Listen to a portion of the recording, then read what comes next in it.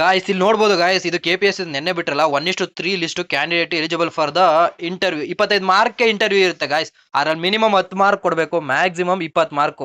ಅವ್ರೇನಾದ್ರು 10ರಿಂದ ಒಳಗಡೆ ಕೊಟ್ರೆ ಅಥವಾ 20 ಮೇಲ್ ಕೊಟ್ರೆ ಅದಕ್ಕೆ ರೀಸನ್ ಬರಿಬೇಕಾಗಿರುತ್ತೆ ಅವರು. ಈಗ ನಾವು UPSC ಏನಾದ್ರು ತಗೊಂಡಿದ್ರೆ ಅಲ್ಲಿ ಪರ್ಟಿಕ್ಯುಲರ್ ಆಗಿ ಲಕೋಟೆಲೆ ಮುಚ್ಚಿ ಎಷ್ಟು ಮಾರ್ಕ್ ಬಂದಿರುತ್ತೆ ಅದನ್ನ ಕೊಟ್ಬಿಡ್ತಾ ಇದ್ರು ಗಾಯ್ಸ್. ಬಟ್ ಇವಾಗ ಏನು ಆರೋಪ ಇರೋದು ಅಂದ್ರೆ ಇವರು 10ರಿಂದ ಒಳಗಡೆನೂ ಕೊಟ್ಬಿಡ್ತಾ ಇದಾರೆ ಮಾರ್ಕ್ ಕಡಿಮೆ, 20 ಮೇಲೇನೂ ಕೊಟ್ಕೊಳ್ತಾ ಇದಾರೆ. ಬಟ್ ಅದು ಮಾರ್ಕ್ನ ವೇರಿ ಆಗುತ್ತೆ ಅಂತ ತುಂಬಾ ಜನ ಹೇಳ್ತಾ ಇದ್ದಾರೆ. ಇಲ್ಲಿ ನೋಡ್ಬೋದು 809, 810, 11, 12, 13, 14, 15, 16, 17 ಇವ್ರು ಯಾರ್ಯಾರು ಇದ್ದಾರೆ ಇವ್ರನ್ನೆಲ್ಲ ಕರೆಸಿ ಒಂದ್ಸರಿ ಇವ್ರದ್ದು ಪ್ರಿಲಿಮ್ಸ್ ಹೆಂಗೆ ಎಷ್ಟು ಮಾರ್ಕ್ ಬಂದಿದೆ, ಮೈನ್ಸ್ ಎಷ್ಟು ಬಂದಿದೆ, ಪೇಪರ್ ತಗ್ಸ್ ನೋಡ್ಬೇಕು ಗಾಯ್ಸ್. ಇಲ್ಲ ಅಂದ್ರೆ ನಿಜವಾಗ್ಲೂ ಕರಪ್ಷನ್ ಆಗಿದೆ ಅಂತ ಎಷ್ಟೋ ಜನಕ್ಕೆ ಇದು ನೋಡಿದ್ರೇನೆ ಅನ್ಸಲ್ವಾ, ಹಿಂಗ ಆಗುವಂತ ಚಾನ್ಸಸ್ ಎಷ್ಟಿದೆ ಪ್ರಾಬಬಿಲಿಟಿಲಿ. ನಿಜವಾಗ್ಲೂ ಇದೊಂಥರ ಮೇಲೆ ಕಾಣ್ತಾ ಇದ್ರು ಇದಕ್ಕೆ ಯಾವ ತರ ತಲೆ ಕೆಡ್ಸ್ಕೊಂಡಿಲ್ಲ ಅಂತ ಎಲ್ಲರೂ ಯೋಚನೆ ಮಾಡ್ತಾ ಇದಾರೆ. ದಯವಿಟ್ಟು ಬೇಗ ಒಂದು ಡಿಸಿಷನ್ ಬೇಗ ತಗೊಳ್ಳಿ ಅಂತ ಹೇಳ್ಬೋದು.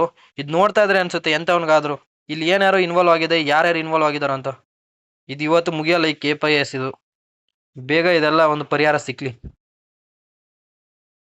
ಗಾಯ್ಸ್. ನಿನ್ನೆ ತಾನೇ KPS ಇದು ರಿಸಲ್ಟ್ ಬಂದಿದೆ ನೋಡಿ ಗಾಯ್ಸ್. ಒಂದೇ ಎಕ್ಸಾಮ್ ಸೆಂಟರ್ಲಿ 10ರಿಂದ 12 ಜನ ಪಾಸ್ ಆಗ್ತಾರಂತೆ. ಒಂದೇ ಫ್ಯಾಮಿಲಿಯವರು 3ರಿಂದ 4 ಜನ ಪಾಸ್ ಆಗ್ತಾರಂತೆ.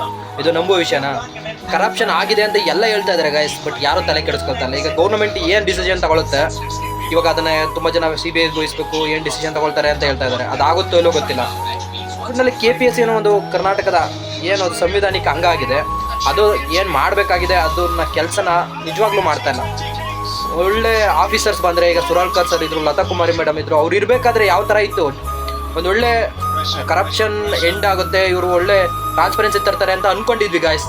ಅದ್ರ ನಡುವೆ ಈಗ KS ಎಕ್ಸಾಮ್ ಏನಾಯಿತು, ಮೊದಲನೇ ಸರಿ ಎಕ್ಸಾಮ್ ಆದಾಗ ಕನ್ನಡದಲ್ಲಿ ಲೋಪದೋಷಗಳು, ಅದಾದಮೇಲೆ ಎಕ್ಸಾಮ್ ಆಯಿತು, ತುಂಬ ಜನ ಪ್ರಿಲಿಮ್ಸಲ್ಲೇ ಏನಂತಾರೆ ಅರಾತುರಿಯಲ್ಲಿ ಬೇಗ ಮಾಡ್ತಾ ಇದ್ದಾರೆ ಅಂತ ಆಯಿತು. ಮೈನ್ಸು ಅಷ್ಟೇ ಗಾಯ್ಸ್, ಆ ಕಡೆ ಆಲ್ ಟಿಕೆಟ್ ಬಿಟ್ಟಿಲ್ಲ, ತುಂಬ ಜನ ಕನ್ಫ್ಯೂಷನ್ ಆಯಿತು. ಪ್ರಿಲಿಮ್ಸ್ ಕ್ಲಿಯರ್ ಮಾಡದೇ ಇದ್ರು ಅವರು ಕೋರ್ಟ್ಗೆ ಹೋಗೋರೆ ಅಂತ ಅವ್ರಿಗೂ ಬರೆಯೋಕ್ಕೆ ಎಕ್ಸಾಮ್ಗೆ ಎಲಿಜಿಬಿಲಿಟಿ ಕೊಟ್ಟು ಪ್ರಿಲಿಮ್ಸೇ ಕ್ಲಿಯರ್ ಮಾಡಿದೆ 4-5 ಜನ, ಇವಾಗ ಮೈನ್ಸ್ ಕ್ಲಿಯರ್ ಮಾಡಿದ್ದಾರೆ ಅಂತ. ಈಗ ಇಂಟರ್ವ್ಯೂಗೆ ಲಿಸ್ಟ್ ಅನೌನ್ಸ್ ಆಗಿದೆ.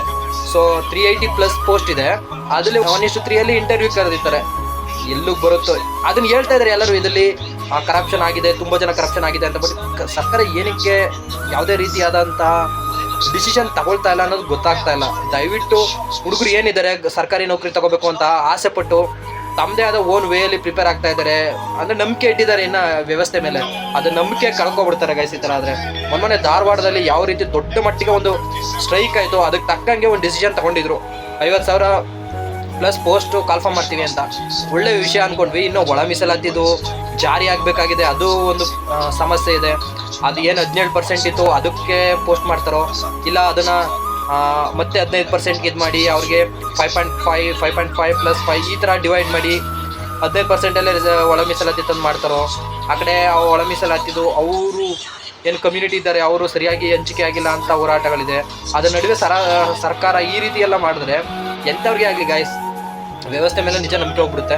ದಯವಿಟ್ಟು ಬೇಗ ಎಚ್ಚೆತ್ಕೊಂಡು ಸರ್ಕಾರ ಒಂದು ಒಳ್ಳೆ ರೀತಿಲಿ ಯಾವುದೇ ರೀತಿ ಕರಪ್ಷನ್ ಇಲ್ಲದೆ ರಿಕ್ರೂಟ್ಮೆಂಟ್ ಮಾಡ್ಕೊಳ್ಳಿ.